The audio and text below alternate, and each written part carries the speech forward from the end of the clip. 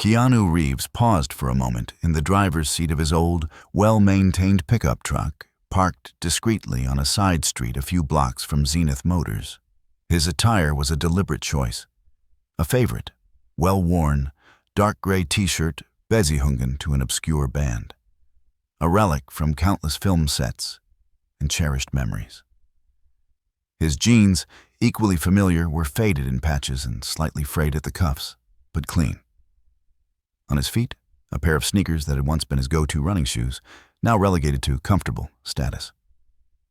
Topping it off was a plain navy baseball cap, its brim pulled low, obscuring much of his face, and a pair of inexpensive-looking sunglasses. This was his invisibility cloak. He glanced at himself in the rearview mirror. Hollywood's multi-million-dollar star, whose every move was scrutinized, had vanished, replaced by just another face in the crowd. Precisely what he wanted. His investment in Zenith Motors a few months prior, made with utmost secrecy, wasn't merely a financial maneuver. He'd harbored a deep passion for motorcycles since his youth. The freedom of the wind, the power of the machine, the aesthetics of design. Zenith represented an apex of this passion, promising craftsmanship, innovative technology, and pure performance. But did this promise exist only in glossy brochures and financial reports? Or did it genuinely touch the customer's soul? That was the question he sought to answer. He wanted to reach the heart of the brand, the moment experienced by its employees and patrons. Behind the imposing walls of this grand edifice, how faithful were they to the pure passion he himself was a part of? These thoughts, like a puzzle, occupied his mind. A familiar weight of an uncompleted mission settling on his shoulders. He hopped out of his truck and began a slow walk toward Zenith Motors, the city's hum a backdrop to his own heartbeat. Luxury storefronts, stylishly dressed people, and him, an almost jarring contrast within this tableau. He paused before the gallery's enormous, sensor-activated glass doors. The world within seemed a dimension entirely separate from the life outside. He took a deep breath, his curiosity tinged with a slight apprehension. As the doors slid open with a silent hiss, he stepped inside. The interior was even more striking than he'd anticipated. Soaring ceilings, polished floors gleaming under strategically placed spotlights. The air was cool, hushed, carrying a sharp, pleasant scent. A blend of new leather, polished metal, and an expensive cleaning solution. Motorcycles, each positioned with the precision of a work of art, stood proudly, like models on a runway. The space possessed an almost temple-like silence, softened only by a faint ambient electronic music. As Keanu surveyed his surroundings, he noticed 3 employees behind a custom-designed counter to the left of the entrance. 2 men, 1 woman, all clad in Zenith Motors' sleek, dark, minimalist uniforms. They were engrossed in conversation, heads bent together, occasionally chuckling softly. Their voices didn't reach Keanu, but they seemed relaxed, carefree. They must have noticed him enter, yet none made a move towards him, not even a nod or a simple welcome. This initial lack of acknowledgement sharpened the questioning voice in Keanu's mind. Was this general indifference, or a deliberate oversight prompted by his appearance? The question hung there. A clue personage. The next scene. After a few long seconds, a woman detached herself from the group. She was in her mid-30s, with sharp features, her blonde hair pulled back in a severe bun, wearing a perfectly tailored 2-piece suit and stiletto heels. She approached him, an air of confident, almost haughty, professionalism in her stride, her tablet still in hand. Her name tag read, Eleanor, Senior Sales Consultant. Her face bore a practiced, professional smile, devoid of genuine warmth. "Welcome to Zenith Motors," Eleanor said, her voice clear and controlled, each word seemingly carefully chosen. Her eyes, however, did a swift, appraising sweep of Keanu from head to toe, like an X-ray machine.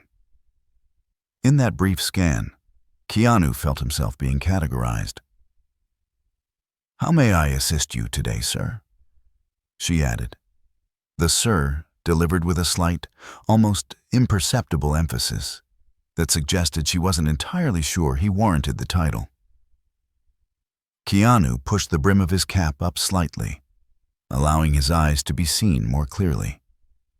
He offered a friendly smile. "Thanks. Just looking around," he said, his voice as casual and unpretentious as possible. "Motorcycles. Always been a big passion of mine."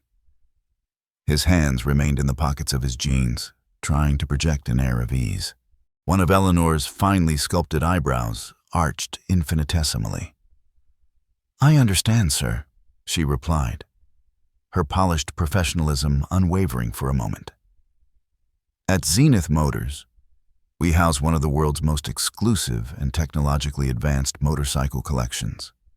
However, as you might appreciate, the models we showcase cater to a rather discerning clientele with specific tastes and purchasing power." Every word in that last sentence seemed to erect an invisible barrier between them. Eleanor, without asking a single question, appeared to have already definitively judged that Keanu did not belong to this discerning clientele. Where would this premature, sharp judgment lead this encounter? Keanu was facing the first step in his quest to uncover the truth behind his brand's customer relations. A quest that, for him, was not just an observation, but the beginning of a mission that needed to be seen through to its completion.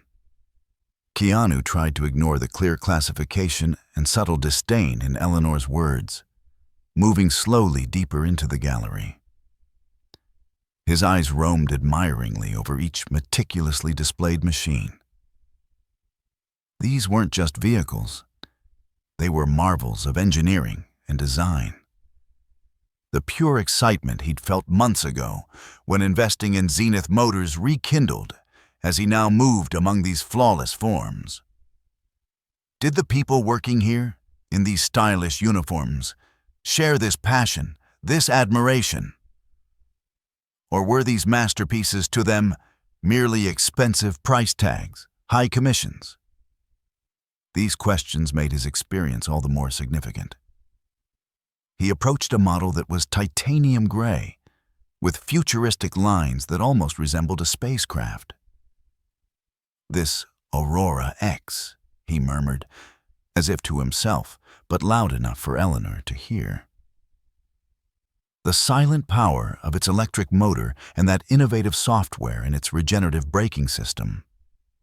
Truly revolutionary for the industry. And the lightness and strength of the carbon fiber alloy, developed specifically for its aerodynamic structure. Incredible. Eleanor was visibly surprised by Keanu's detailed and technical commentary. For a fleeting moment, her professional mask seemed to slip. A brief flicker of uncertainty crossed her eyes. Was this man more knowledgeable than she'd initially assumed? But she quickly dismissed the thought. Probably just information memorized from a motorcycle magazine. "Yes, our Aurora X model is quite popular," she replied, her voice reverting to that detached tone. "However, this model is currently available by pre-order only and through a very exclusive referral list. The waiting period is also quite extensive." The implication was clear. Out of your league. Keanu felt a wave of disappointment. The referral list or waiting period wasn't what mattered to him. What mattered was being able to share the mutual excitement for this technological marvel. "Waiting periods aren't important," he said quietly. "What's important is knowing that such an engineering masterpiece exists. The feeling it creates." His eyes shone. "This isn't just a mode of transport. It's an experience. Eleanor seemed discomfited by Keanu's emotional approach.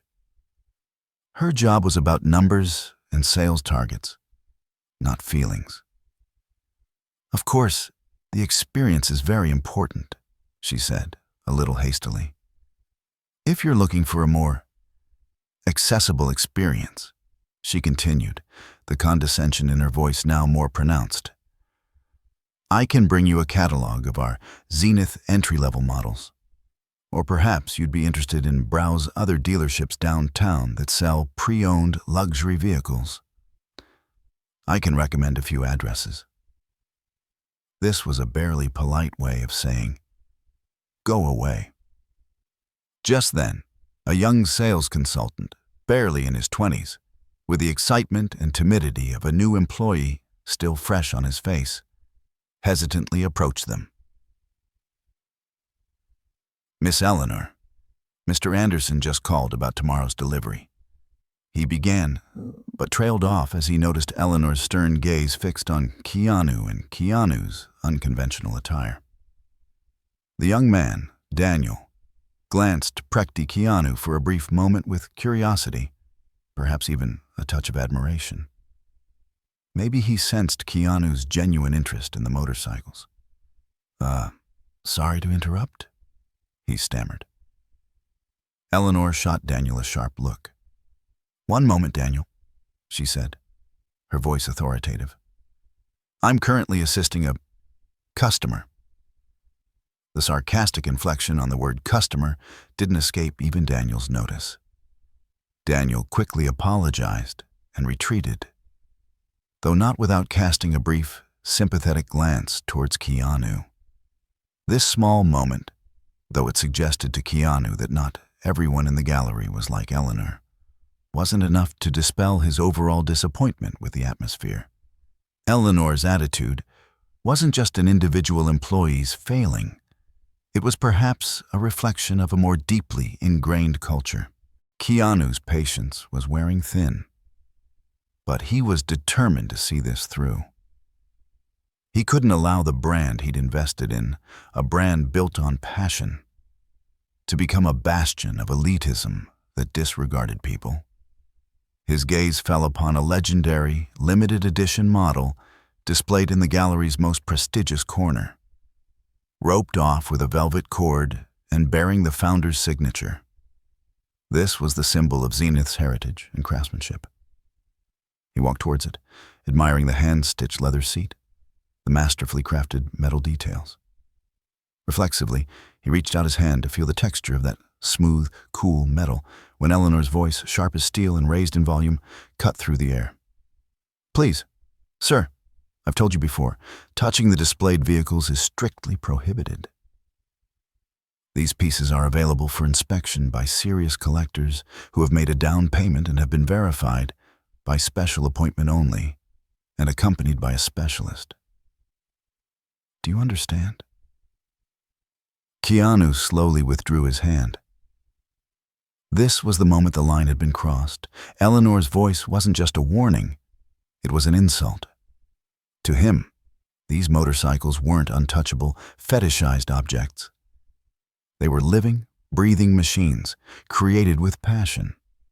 And as an investor, a partner, he expected this passion to be conveyed to every customer with the same respect and enthusiasm. Eleanor's behavior screamed the opposite. Arrogant disdain, a narrow perspective, and worst of all, an attempt to quash someone's desire to share a passion for motorcycles right from the outset. Keanu took a deep breath. This situation had now escalated beyond personal disappointment. It had become a serious threat to the core values of the brand he'd invested in. Eleanor would have to face the consequences of her actions. But how? And would this confrontation be a lesson just for Eleanor, or for the entire Zenith Motors family? These questions propelled Keanu towards his next inevitable move. His curiosity had now given way to a cool, unwavering resolve. "Serious collectors?" Keanu asked, his voice for the first time discernibly cool and distant, The humble, almost self-effacing expression he'd worn was gone, replaced by a calm but probing seriousness.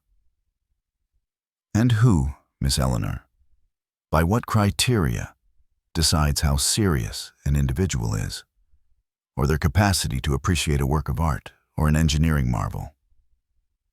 Perhaps this profound analysis is made by looking at the brand of their clothes or the value of the watch on their wrist." Eleanor was momentarily stunned by this unexpected, almost philosophical challenge. The sudden shift in the man's demeanor caught her off guard. Her professional smile froze on her face. "Sir," she began, her confident tone faltering slightly, "we have certain standards and customer assessment procedures that have been implemented here for years, determined by our company policies. Our aim is not only to protect our products, but also to provide the best service to our genuinely interested customers." She was trying to defend herself, but her words sounded increasingly hollow and artificial. "I see, your standards," Keanu said, lightly emphasizing the word. "And do these standards also include stifling potential passion, a sincere interest, before it even has a chance to blossom? Because that's precisely what you've made me feel." He paused, holding Eleanor's gaze. "I believe it would be more enlightening to discuss these standards and customer assessment procedures with a higher authority. Perhaps I might have a chance for a brief chat with Zenith Motors' regional director, or if possible, with the esteemed owners who shaped the vision of this magnificent brand. I'd like to convey to them this interesting experience of a non-standard enthusiast like myself." A look of incredulous disdain flickered across Eleanor's face. Did this man even realize what he was saying? "The owners, you said?" she asked, her condescending tone returning, though now tinged with a slight unease. "Sir, the owners of Zenith Motors are an international investment consortium, and as you can imagine, they are extremely busy individuals. They don't waste their time on casual chats. And our regional director, Mr. Marcus Sterling, is currently in a critical meeting with a very important delegation from overseas, so it seems quite unlikely that you'll be able to meet with them." She almost seemed to relish it. She thought she had him cornered. "If you genuinely have feedback you wish to convey, I can provide you with the email address for our customer service department. Or if you prefer, you can fill out a standard complaint form." Keanu, though inwardly seething at Eleanor's arrogant and dismissive persistence, maintained his calm, almost detached facade. This experiment was revealing exactly what he'd wanted to see. The true character's versos under pressure, when the polished masks slipped. "There's no need for an email or a form, Miss Eleanor," he said, a mysterious undertone in his voice. Then, in a move that stunned everyone in the gallery, especially Eleanor, he pulled out his old, unassuming cell phone again. "I believe calling them directly will be a more practical and time-efficient solution for all of us." Eleanor's eyes widened as if she'd seen a ghost. Her jaw dropped. What are you doing?" she stammered, her voice now noticeably trembling. Her self-assurance had shattered. The other employees at the far end of the gallery, and the few customers present at the time, despite the distance, had noticed this unusual and tense scene and had turned all their attention to the duo. The silence was so thick, you could hear a pin drop. Everyone held their breath, waiting to see what this strange, shabbily dressed man would do, whom he would dare to call. Keanu was perfectly calm as he scrolled through his phone's contact list. After a few seconds, he found the name he was looking for and calmly pressed the green call button. As he waited for the call to be answered, he ignored Eleanor's chalk-white face and the curious, tense stares from around the gallery. A few rings were heard. Then the line connected. "Hello? Yes, it's me," Keanu said. his voice as soft, yet clear as ever. He used an extremely respectful tone with the person on the other end of the line. "I'm at Zenith's main gallery." "Yes, right here. I'm conducting a bit of an operational assessment, let's say, and I have some observations. If possible, could you please inform Marcus Sterling? My request is for him to come down to the gallery floor for a short while, if his schedule permits. Yes, it's a bit unexpected, I know. I appreciate your understanding." After listening to the confirmation from the other side, he said, "Excellent. I'll be waiting. Thank you very much," and ended the call. As he slowly slipped the phone back into the pocket of his jeans, he turned his gaze back to Eleanor. His face was expressionless. No smirk of triumph, no sign of anger. "I believe Mr. Sterling will be here in a few minutes," he said, his calmness like the eerie quiet before a storm. Eleanor couldn't believe what she had just heard. Who was this man? How could he so casually call Marcus Sterling Zenith Motors Director of European Operations and summon him here? Lightning bolts of realization were striking in her mind. This shabby-looking man, whom she had just scorned, belittled, and practically thrown out, was he? Was he someone far more important, far more powerful than she could ever have imagined? As this terrifying possibility descended upon her like a nightmare, the answers to the questions that had begun with Keanu's curiosity started to fall into place. The most critical act of this play was about to begin, and everyone on stage, especially Eleanor, awaited its denouement in sheer terror. Those few minutes of waiting stretched into an eternity for Eleanor. Her legs were trembling, her palms were sweating, and her heart was pounding against her ribs as if trying to escape. Had she done something wrong? But what was it? She was just doing what she'd been taught, trying to protect the company's prestige. Or at least, that's what she'd convinced herself. Now, however, that word prestige felt like a lump lodged in her throat. Keanu, meanwhile, appeared to be calmly examining the digital display, showcasing the technical specifications of the newest motorcycle model, as if nothing Italian. Occasionally, as if oblivious, he'd cast a fleeting glance at Eleanor, impassively observing her growing panic and paling complexion. This very impassivity terrified Eleanor even more. The other employees in the gallery had now abandoned their tasks, whispering amongst themselves as they watched this unexpected and tense drama unfold. There was a palpable, electric anticipation in the air. Everyone was waiting to see who would walk through that door, who this mysterious man truly was, and most importantly, what would happen to Eleanor. Finally, the elegant, mahogany-paneled door at the rear of the gallery, used exclusively by staff, swung open, and Marcus Sterling, a dynamic and authoritative figure in his mid-40s, strode in.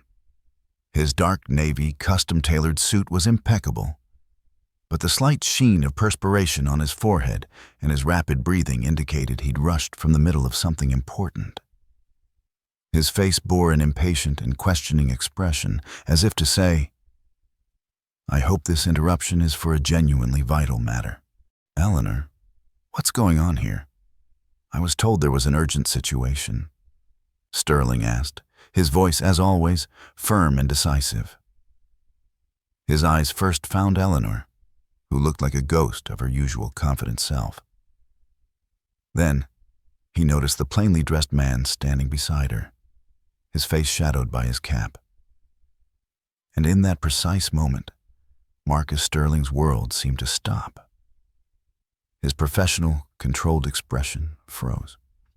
His eyes widened in utter disbelief. The color drained palavras from his face, and he even seemed to stumble for a second.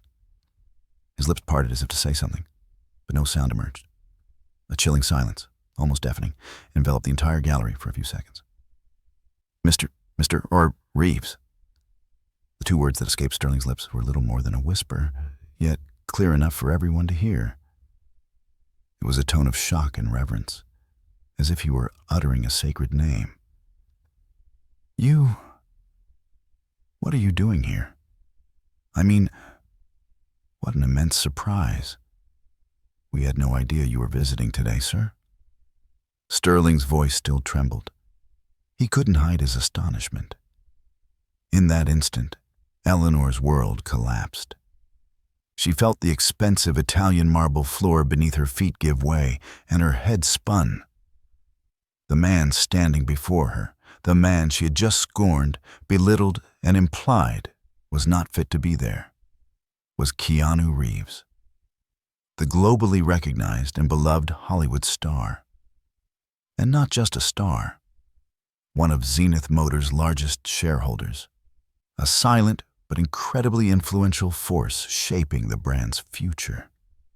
Seeing Eleanor's deathly pale face, her eyes wide with terror, Sterling instantly understood that something had gone terribly wrong. Keanu Reeves's unconventional attire, Eleanor's shocked state, and the tomb-like silence in the gallery. All the pieces were falling into place. "Eleanor," Sterling said. His voice now as hard and questioning as steel, his gaze fixed on her. "What exactly happened here? Why does Mr. Reeves look so displeased?" Keanu stepped forward, his presence calm but now carrying an undeniable weight. "Marcus, there's no need to worry. I'm not displeased," he said, his voice devoid of anger or sarcasm, only deep thought and perhaps a hint of disappointment. Then he turned to Eleanor, his gaze piercing her very soul. "Miss Eleanor and I were just having a little chat. We were discussing what kind of customer profile Zenith Motors caters to, who is worthy of entering these doors, and whether someone like me belonged in this magnificent establishment. Isn't that right, Miss Eleanor?" These gentle yet devastating words were the final blow for Eleanor. She felt her knees buckle. Tears were about to stream down her face. "Mr. Reeves, I don't know what to say. I've made a terrible mistake," she stammered, her voice choked and trembling. "I truly didn't recognize you. Please forgive me. I was just doing my job. I thought—" Her sentences trailed off, choked by shame and remorse. She wanted the earth to open up and swallow her whole. The other employees in the gallery stood frozen in shock. Those who had been whispering moments ago were now silent, unable to lift their eyes from the floor. Everyone awaited Keanu Reeves's next move, wondering in fear and curiosity how this scandal would unfold. For Eleanor, the uncertainty that had plagued her had been brutally resolved. But now, for her and everyone else present, a much larger, much more terrifying uncertainty had begun. What would be the price of this incident? How would Keanu Reeves's wrath manifest? Keanu saw Eleanor's slumped shoulders, the despair in her eyes, and her sincere remorse. His intention was not to publicly humiliate anyone, end her career, or seek revenge.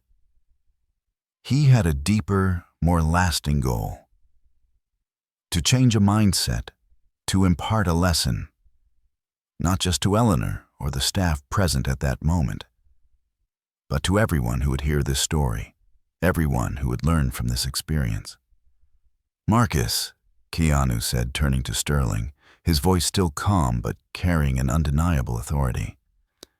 "If you don't mind, I'd like to have a brief meeting with all available staff, especially the team members who have direct contact with customers. Would your conference room be suitable for this purpose?" Sterling nodded, without a moment's hesitation. "Of course, Mr. Reeves. It's always available for you. Please, this way." With a swift command, he ensured that all gallery personnel gathered immediately in the conference room. A few minutes later, in Zenith Motors' conference room, a space usually reserved for important strategy meetings. With its mahogany table and leather chairs exuding an air of luxury and formality. A group of about 15 staff members had assembled. Sales consultants, technical service managers, even front desk officers, and a security supervisor were present. Sitting at the far end of the room, almost trying to become invisible, was Eleanor, undoubtedly the most tense and unhappy member of the group. Keanu Reeves stood at the head of the long conference table. Beside him stood Marcus Sterling, still visibly shaken by the incident, but trying to regain control of the situation. Before speaking, Keanu silently surveyed the room. He saw a mixture of curiosity, anxiety, fear, shame, and even, on the faces of some senior employees, an expression that seemed to say, "We knew something like this would happen eventually." "Hello, everyone, and I apologize for this unexpected meeting," Keanu began, his voice soft yet clear enough to command the attention of everyone in the room. "There was a very specific reason I came here today, unannounced and in this attire. When I invested in Zenith Motors, I wanted to believe I was partnering not just with a profitable business, but with a philosophy, a passion, a craftsmanship, and most importantly, a culture that respects people. Because for me, Zenith is not just a brand. It's the embodiment of a dream, a way of life." His gaze briefly found Eleanor, then swept back to the entire group. "The experience I had here today, on this gallery floor, unfortunately, caused this belief to be deeply shaken. But my purpose in being here right now is not to accuse, point fingers, or punish anyone. On the contrary, it's to turn this unfortunate incident into a learning opportunity for all of us.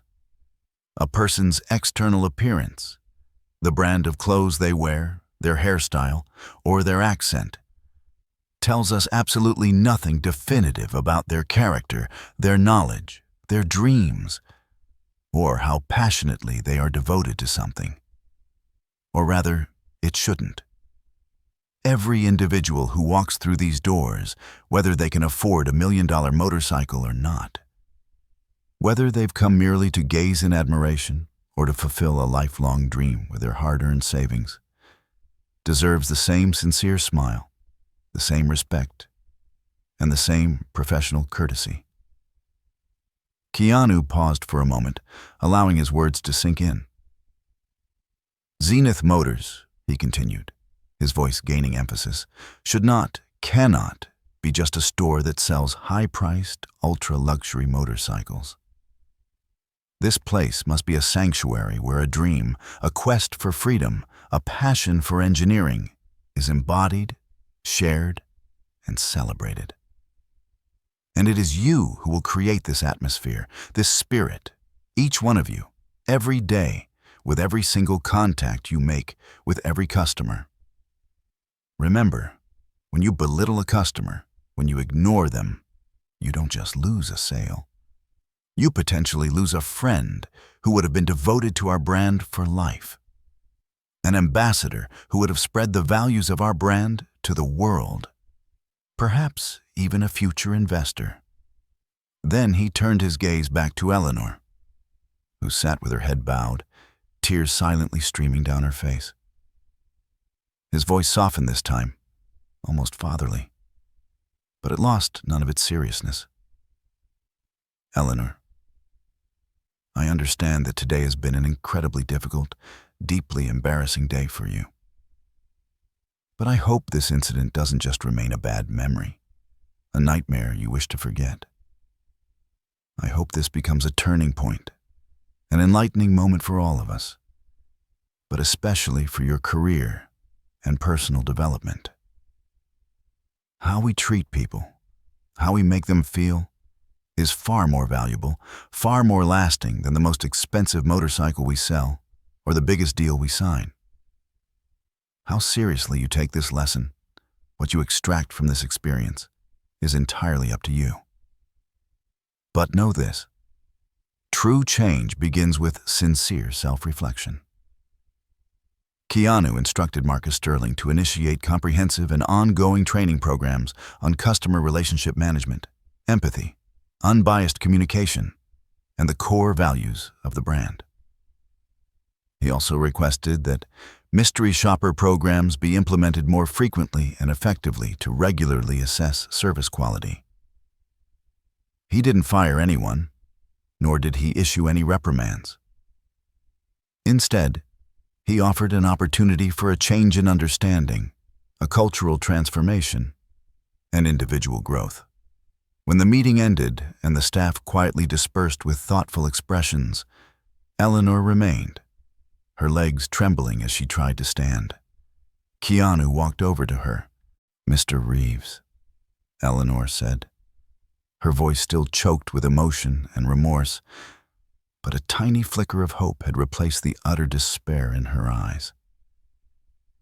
"For this second chance you've given me, us, for this lesson, I don't know how to thank you enough. I promise, I will never forget today and what you've said, for as long as I live.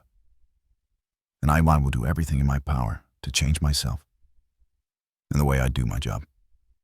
Keanu nodded, a gentle, understanding smile on his face. "The real lesson to remember isn't who I am or how famous I might be, Eleanor," he said, his voice sincere. "The lesson to remember is the truth that every single human being, no matter who they are, what they wear, or what they look like, is inherently valuable and deserves respect. Now go and strive to be the best at what you do. But do it with the right values in your heart, with the voice of your conscience." About a month had passed. Through the grand doors of Zenith Motors walked another young man, in his 20s, dressed ordinarily in a hooded sweatshirt, worn-out jeans, and carrying a student backpack. He looked around with a mixture of shyness, immense curiosity, and admiration. Eleanor, who was on reception duty that day, noticed him immediately and rose from her seat with a genuine, warm smile. "Welcome to Zenith Motors. How can I help you today?" she said, her voice sincere and inviting. She showed the young man the most expensive, newest models, as well as the more modest yet still impressive entry-level Zeniths, with the same attentiveness, patience, and enthusiasm. She listened carefully to all his questions, engaging in a long, pleasant conversation about his passion for motorcycles, his dreams. Even when explaining technical details, she made sure to use language he could understand, careful not to overwhelm him. The young man didn't buy a motorcycle that day. Perhaps he had no intention or means to. But as he left the gallery, he had a huge, happy smile on his face, and a Zenith Motors brochure, clutched degucyclic, in his hand. As Eleanor escorted him to the door, she felt Keanu Reeves's words from that day in the conference room resonate through her entire being. That day, she hadn't just done her job. She had made a person feel valued, respected for his dreams. And that was a feeling more satisfying than selling the most expensive motorcycle. Just then, a sleek black sedan pulled up in front of the gallery. Keanu Reeves stepped out, dressed in his usual comfortable but stylish attire. As he walked towards the gallery with Marcus Sterling, who had come out to greet him, his eyes met Eleanor's at the reception, just as she was bidding farewell to the young man. Eleanor paused for a moment upon seeing Keanu, then a grateful, sincere smile spread across her face. Keanu, in turn, gave her a slight, appreciative nod, acknowledging that everything was okay, that she was on the right path. Change had indeed begun. And this change was made possible not just by a Hollywood star's undercover stunt, but by one human being touching another's heart, by the dismantling of prejudice, and by the reclaiming of respect. Zenith Motors was now firmly on the path to becoming an address not only for luxury motorcycles, but also for genuine passion, sincerity, and the value placed on human dignity.